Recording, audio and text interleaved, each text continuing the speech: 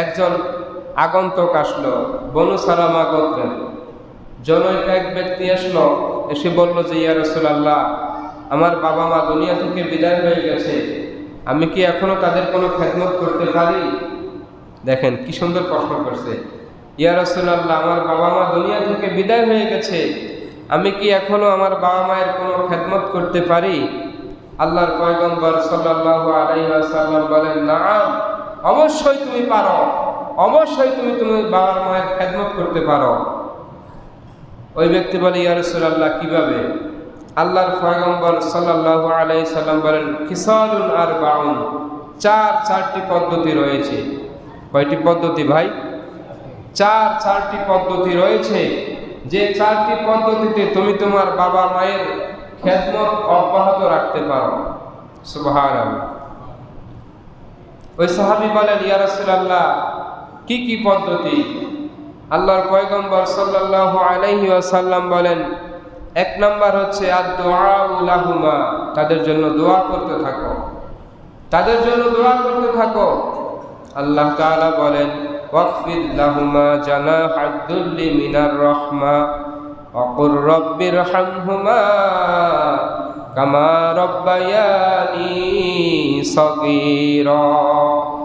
আল্লাহ পাক শিখিয়ে দিচ্ছেন, এই দোয়া করো, রাব্বিরহামহুমা কামা রাব্বায়ানি সগীরা। এই দোয়া করো সন্তান, হে রব্বুল আলামিন, আমার বাবা মা ছোটকালে যেভাবে আমাকে লালন পালন করেছে, তেমনি ভাবে আজকে আপনি তাদেরকে লালন পালন করেন। সুবহানাল্লাহ। আমার বাবা মা ছোটকালে যেভাবে আমার প্রতি দয়া করেছে, ইহসান করেছে, রব্বুল আলামিন আজকে তারা অসহায়, তাদেরকে কবরের মধ্যে রেখে আসলাম, আপনিও তাদের উপর এভাবে দয়া করেন, ইহসান করেন। আপনি কিছু করেন না, আপনি কবরের কাছে গিয়ে সূরা ফাতিহা একটু পড়েন না, সূরা ইখলাস 3 বার পড়েন, কুল হুয়াল্লাহ 3 বার পড়লে এক খতম কোরআন শরীফ তেলাওয়াত করা সওয়াব। সুবহানাল্লাহ। আপনি 3 বার সূরা ইখলাস পড়ে আপনার বাবা মায়ের জন্য সওয়াব পৌঁছে দিন। আপনি সূরা ইয়াসিন পড়তে পারেন, একবার সূরা ইয়াসিন পড়ে বাবা মায়ের কবরের কাছে গিয়ে দোয়া করেন, 10 খতম কোরআন শরীফের সওয়াব তাদের আমলনামায় জমা হয়ে যাবে। সুবহানাল্লাহ। হাদিসের মধ্যে আসছে, এক ব্যক্তি জান্নাতের মধ্যে তার মাকাম বৃদ্ধি হচ্ছে। আজকে যে জান্নাতে ছিল, কিছুদিন পর তাকে ওই জান্নাত থেকে আরো উন্নত ভালো জান্নাতের মধ্যে নিয়ে নেওয়া হয়। ওই ব্যক্তি বলবে, ইয়া রব্বুল আলামিন, আল্লাহ, আমার মাকাম কিভাবে বৃদ্ধি হলো? আল্লাহ পাক বলেন, দুনিয়াতে তুমি নেককার সন্তান রেখে এসেছো, তোমার সন্তান তোমার জন্য দোয়া করতেছে।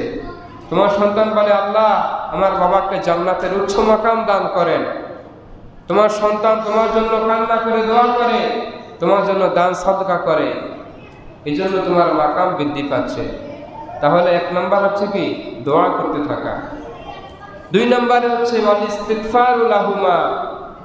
আল্লাহর পয়গম্বর বলেন, তোমার বাবা মা দুনিয়ায় থাকা অবস্থায় তারা জানা অজানা, ইচ্ছা অনিচ্ছায় বিভিন্ন গুনাহের কাজ করেছে। তুমি সন্তান, আল্লাহ তাআলার কাছে তোমার বাবা মায়ের পক্ষ থেকে ক্ষমা চাও।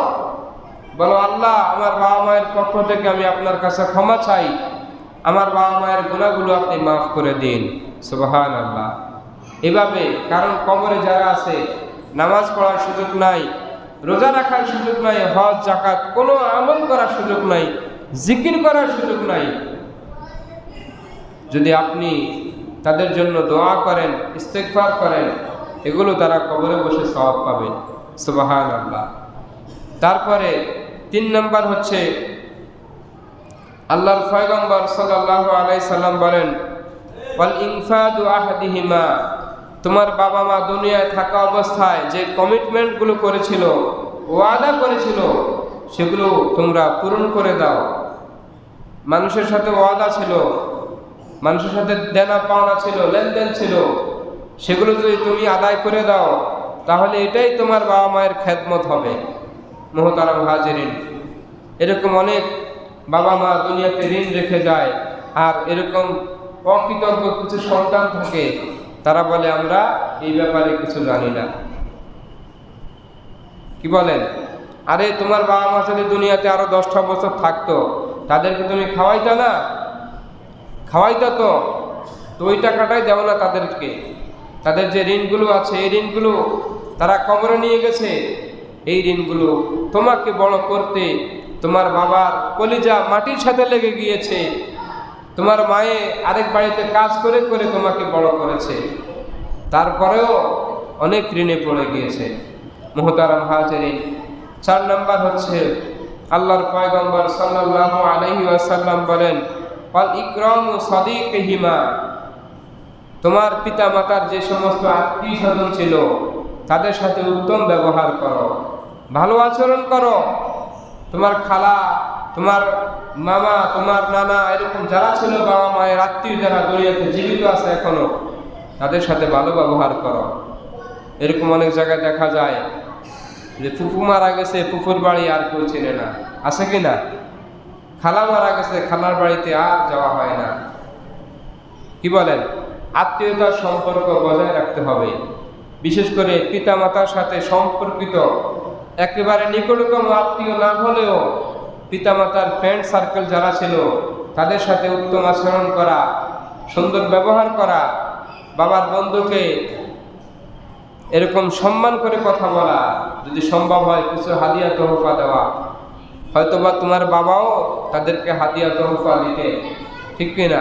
তাহলে বাবা মা মারা গেলে আল্লাহর পয়গম্বর বলেন 4টা পদ্ধতি রয়েছে, খিসালুন আর বাউন। এই 4 পদ্ধতিতে তাদের কাছে তুমি কি করতে পারো? তাদের খেদমত করতে পারো।